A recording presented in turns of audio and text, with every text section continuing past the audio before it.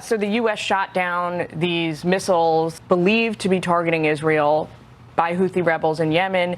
How significant? Well, it's significant because if they were fired at all, that means that they have the capacity to fire. Those were cruise missiles with about 2,000 miles of range on them, and they were shot down. We don't know for sure where they were going, but it was possible that they could have been going into targets in Israel. So it's good that we shot those down, because the last thing we need is for this war to expand. And I think that's one of the biggest issues. The biggest thing that the administration has is to make sure this stays contained in Gaza and does not expand out where it could potentially cause America to have to go to war, and that's what we need to focus on. Well, and we've talked a lot about to the north, to Hezbollah and the incursions that are getting involved now with Lebanon, and that is a completely different beast, equipped in a different way.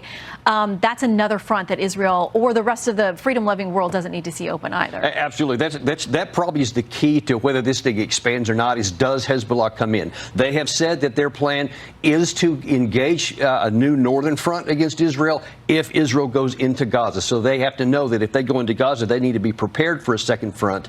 And we have actually the former Hamas leader on Al Arabiya yesterday, television, saying we want Hezbollah to come in on our case. We want Iran to come in further. They're actually pleading to this axis of resistance, which is all over the Middle East, to join the fight. They want to expand it. We want to keep it contained.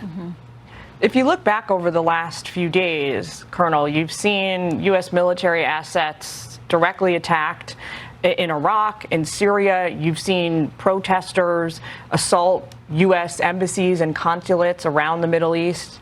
It would appear that to citizens of the Middle East, the U.S. is just as much part of the public-facing, as much public-facing in this war as Israel is. How do you move forward? Yeah, well, Jillian, I've been saying on Fox News for years that our troops in Syria and Iraq do nothing for American national security, but it keeps them a target of opportunity for these violent groups. And now then you're seeing the potential risks that America faces, because so far we've been lucky. None of these drones or these attacks have killed Americans. But the minute that one of them does and they tie it back to Iran, then we have the potential for escalating, that we have to respond to Americans killed, because we can't turn a blind eye to Americans getting killed, but we don't need them sitting there just sitting in the desert wondering if they're going to get killed next time. And that is a big potential for expanding this war that we have to be careful about. Well, and to the point of 30 Americans we already know killed in what happened with Hamas October 7th and beyond that, how do we respond to that? Because we actually do,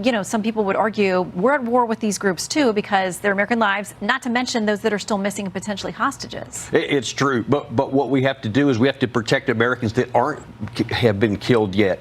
And we need to make sure that doesn't go any further. We need to deter Iran, because even our own intelligence, Israeli intelligence, has said they don't see any direct planning by Iran for this. So we don't want to attack Iran that could start a war.